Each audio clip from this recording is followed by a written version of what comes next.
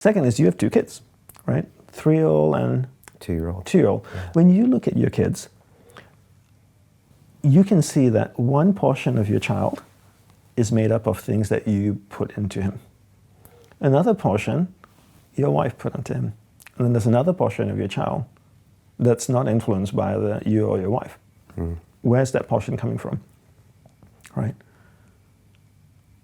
He has personality, he has traits that you go like, oh, where's that coming from?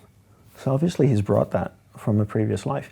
And it's really easy to observe this in children, adults harder, but in the first 4 years of a child's life, they're telling you everything about their previous life.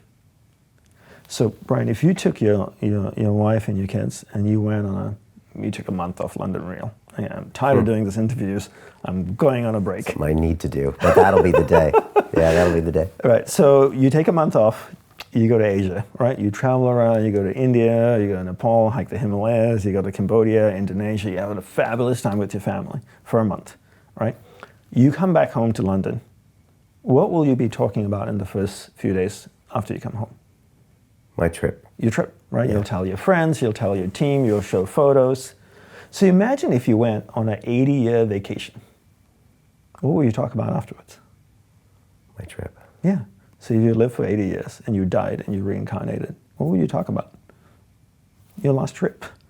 So your kids are telling you all the time about their previous life. And because parents are so close-minded, they go like, oh, it's so cute that Johnny is talking about being a soldier.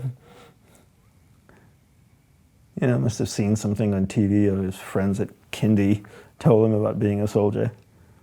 No, he's telling you about his last life. My son Kaden acts out entire monologues in front of me and my wife. I kid you not. Like, he stands on the king-size bed and we sit and watch him. In his own language, he acts out these entire monologues as if he's telling the story of like a medicine man somewhere. And there's different characters and he's realizing and seeing things around the thing and he speaks in, I mean, it's something to behold. And I'm like, baby, he's trying to tell us something. And she's like, I don't know what you're talking about. And I'm like, everything inside of me tells me, but there's something going on here. He's telling you what he did in his past life. Because when you go for a vacation for a month, you talk about it for 1-2 weeks afterwards. So imagine if Kaden lived 80 years in a previous life doing something that he was passionate about and really involved in. That's what he's trying to tell you. And the problem with parents is that they have their own agenda, they're not open-minded enough or know enough to look and go, what is he doing?